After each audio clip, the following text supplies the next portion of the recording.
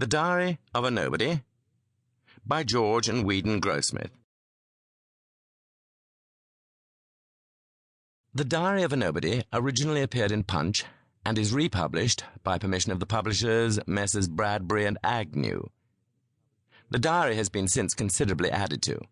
The excellent title was suggested by our mutual friend, F.C. Burnand, to whom we have the great pleasure of dedicating this volume.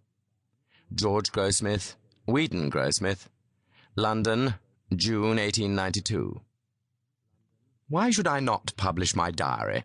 I've often seen reminiscences of people I've never even heard of, and I fail to see, because I do not happen to be a somebody, why my diary should not be interesting.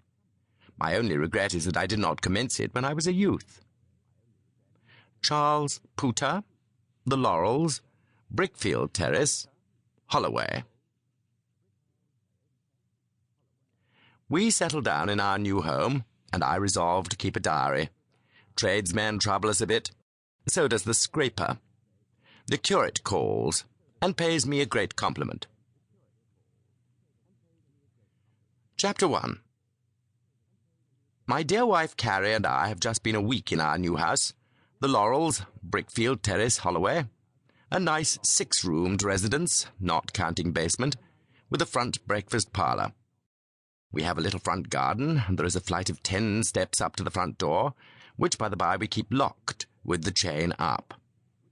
Cummings, Gowing, and our other intimate friends always come to the little side entrance, which saves the servant the trouble of going up to the front door, thereby taking her from her work. We have a nice little back garden, which runs down to the railway. We were rather afraid of the noise of the trains at first, but the landlord said we should not notice them after a bit, and took £2 off the rent. He was certainly right, and beyond the cracking of the garden wall at the bottom, we have suffered no inconvenience. After my work in the city, I like to be at home. What's the good of a home if you're never in it?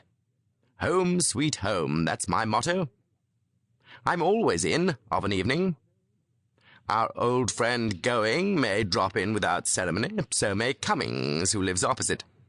My dear wife Caroline and I are pleased to see them, if they like to drop in on us. But Carrie and I can manage to pass our evenings together without friends. There's always something to be done.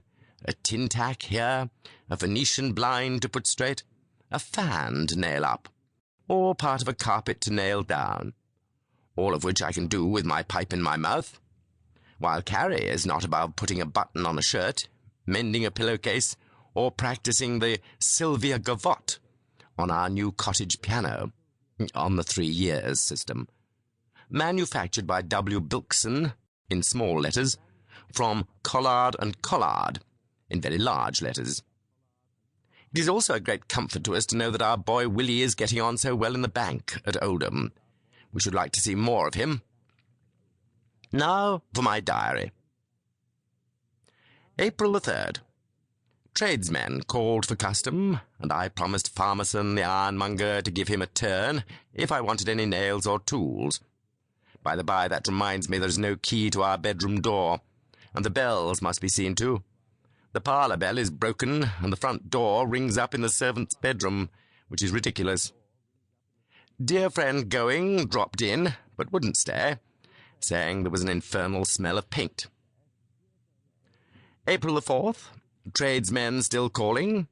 Carrie being out, I arranged to deal with Horwin, who seemed a civil butcher with a nice clean shop. Ordered a shoulder of mutton for tomorrow to give him a trial. Carrie arranged with Borset, the butterman, and ordered £1 pound of fresh butter and £1.5 pound of salt ditto for kitchen, and 1 shilling's worth of eggs.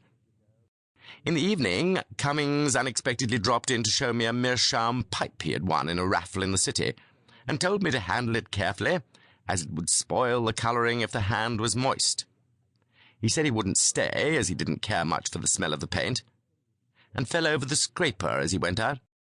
Must get the scraper removed, or else I shall get into a scrape. I don't often make jokes. April the 5th. 2 shoulders of mutton arrived, Carrie having arranged with another butcher without consulting me.